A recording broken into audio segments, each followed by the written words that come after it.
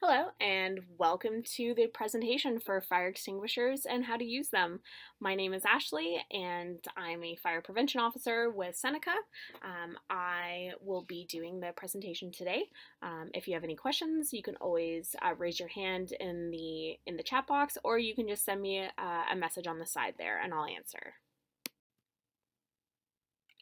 The points that I'm hoping to cover today are define the classifications of a fire extinguisher, understanding the rating of a fire extinguisher, recognize the components of a fire extinguisher, understand the standard operation of a fire extinguisher, and how to maintain a fire extinguisher. Now, if you're wondering a little bit about who the person that's presenting to you, well, I'm going to play a little game. It's called Three Truths and a Lie. I want you to try and figure out the lie, and I'll explain who I am after. So the first one is that I am a fire prevention officer with Seneca Fire. The second is that I coach female hockey professionally. And the third is I own cattle and horses. And the fourth one is I'm a part of a skydiving club. So you can choose. What one do you think is a lie?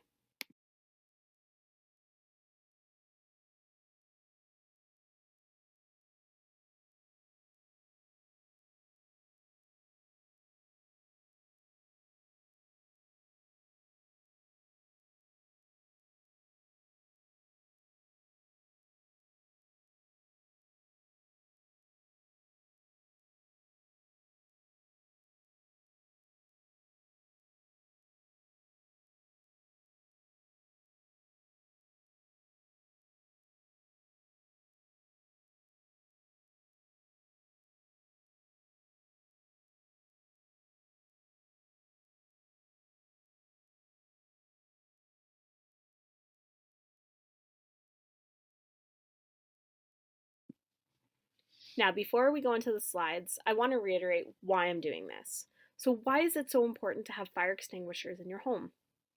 Well, for instance, from 2009 to 2018, there were 113,111 fires. And those were just loss reported from the OFM-EM. Next one is 47% of these fires occurred in a residential occupancy. And residential fires account for more than 74%, and this was from 2018, of structure fire loss. That's quite a high amount. So, in public education, it's our job to explain and to educate. So we're here to explain and educate how having a fire extinguisher in the home is beneficial to everyone. So, what are the different classifications of fire extinguishers? Fire extinguishers are designed to be used on a variety of materials and substances. All have different agents. For example, the Class 1 is used on combustible materials. It is a water and foam agent. So this would be like a garbage fire, wooden paper, things that are small enough that you can grab it and put it out safely. Class B is used on flammable and combustible liquids. This is made out of carbon dioxide. And things that you would use this on is gasoline, any flammable liquid, things that you would find in your garage, let's just say. And then there's Class C. This is used for energized equipment. It is a carbon dioxide extinguisher, which means anything that has an electrical outlet, anything that is that you would consider live. And then there's Class D. This is used on metals, so it is a dry powder extinguisher. Metals can be anything. Think about cars. So your car mount, like your engine mount, is made out of metal. If you were to use another extinguisher on it, it could cause a combustion. So you would use a Class D. And lastly, there's the Class K, which is used on grease. So think kitchen. This is a wet chemical extinguisher, and it creates saponification. So when you apply this to a grease fire, and think in a not just in a commercial kitchen. This could be for if you're making bacon or you're cooking in a bunch of grease, or you're deep frying, anything that has grease, anything in the kitchen should be used with a Class K.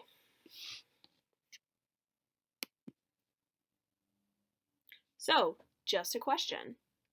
Do you know what extinguisher is commonly used? So, what extinguisher would you find in, let's just say, your residential home? So, something that you would have in a kitchen or in a cabinet. Now, typically, we would use the 2A 10BC. Now, what does this all mean? We'll go through it in the next slide. So you're wondering what this all means. What does 2A 10BC mean? Well, in a Class A fire extinguisher, the number that is attached to the letter A is related to the amount of water that is in the extinguisher. If it's 1A, the rating contains the equivalent of 1.25 gallons of water.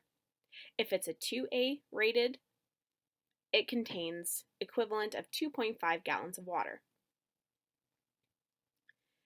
4A rated should extinguish approximately twice as much as a 2A rated, which would be approximately 5 gallons of water. So Class B fire extinguishers, the number that is attached to the letter B is related to the approximate square footage of the burning fuel that's in the extinguisher. So if it's 10B rated, it'll extinguish 10 square foot of fire. If it's 40B rated, it'll extinguish 40 square feet of fire. If it's 80B rated, it'll extinguish 80 square feet of fire, and so on. So hopefully that makes sense. So if you want to break it down, there's 2A, which means it's 2.5 gallons of water. 10BC, which means it'll extinguish at least 10 square feet of fire. Hopefully that breaks it down and makes it as understandable as possible. It is right here. So it should be labeled on the back. And just like we talked about, this one here states that it's 4A, which means it should extinguish twice as much as what a 2A would, which would be at least 5 gallons of water. And the 80BC would be 80 square foot of fire. So it's pretty simple when you look at it, but when you're looking at it from a layman's term, it would be confusing. So just make sure that you know that now when you're looking at ratings. So these are the components of a fire extinguisher, and there are 6. Let's start from the top. You have the safety seal that holds the pin in place. Then there's the pin, the safety pin, that prevents from unexpected operation. Then you have the handle that's used to discharge the extinguishing agent. The gauge in the middle there, the pressure gauge, that indicates that the fire extinguisher has enough or not enough pressure to be used. The nozzle is used to direct the extinguishing agent towards the fire, and then you have the cylinder that holds the extinguishing agent. Now, a question for you. Should a fire extinguisher be used if the safety seal is broken or the gauge is not in the proper location? So let's just say the gauge is not in the green, it's to the left. Should you be using that? The answer should be no. You shouldn't be. And if the safety seal is broken, that's an absolute no as well. Now you're probably wondering what this means. What does PASS mean? What is it? Well, it's actually a little acronym that you can use to help you in case of emergency if you have to use it. It helps you navigate your way while you're using the fire extinguisher. So the P in the PASS would mean pull the pin. You need to twist the pin to break the safety seal, which will then release the pin. The A in PASS means aim. Aim the nozzle at the base of the fire. The first S in PASS is squeeze the handle. When you squeeze the handle, it'll release the extinguishing agent. And lastly, the last S means sweep. This means sweep the nozzle back and forth at the base of the fire. This does not mean sweeping the cylinder of the fire extinguisher. It means sweeping the nozzle back and forth to make sure that you have put the fire out. So this slide is explaining how you can maintain your fire extinguisher. So what can you do to maintain it? Well, you can provide monthly inspections. What you can check is that the safety seal is not broken, that there isn't damage to the canister at all, like there's no dents or scrapes, it hasn't been dropped. And you can also make sure that the gauge reads the proper range for a fire extinguisher, which means you want it to be in the green and not in the red. An annual inspection can be done by a certified professional. An annual inspection consists of removing the safety seal and the pin to make sure it does not come stuck in place, and it will remove on operation. The nozzle in the hose is checked to ensure that there are no holes or cracks. A hydrostatic check is to be performed by a certified professional as well.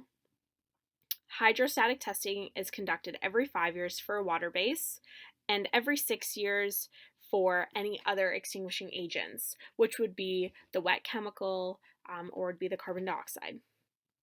Now, during a hydrostatic test, the extinguishing agent is removed from the extinguisher and the cylinder of the extinguisher is pressure tested. This is to ensure that there are no leaks, no cracks, and no damages to the cylinder, and then it is refilled. Okay, so I'm going to show you a demonstration of how to use the fire extinguisher with the method that I provided previous, which was the PASS method, the pull, aim, squeeze, and sweep. Hopefully this video will give you a good demonstration of how to use it.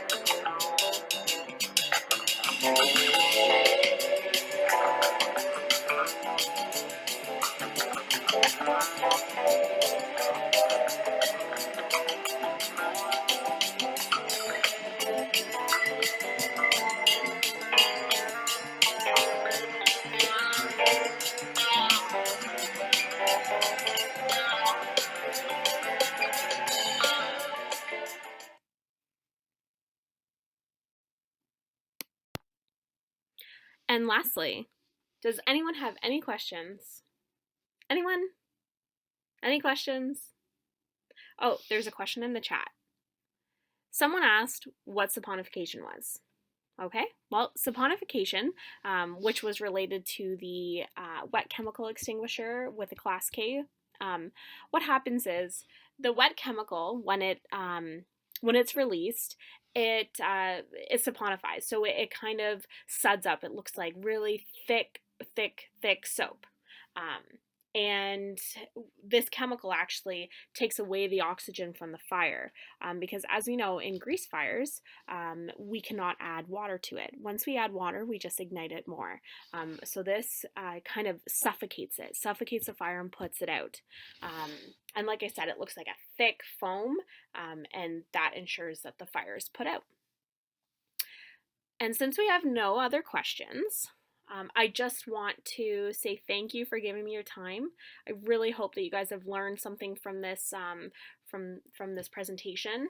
I want to make sure that you guys really understood the classifications and when to use them and how to maintain it and all the different components of it. And I really hope that the demonstration made you more comfortable if you do need to use one in case of emergency. And with that being said, thank you again. And if you have any questions, I will pass my email and my number off to the facility organizer, and you guys can ask me if something comes up later.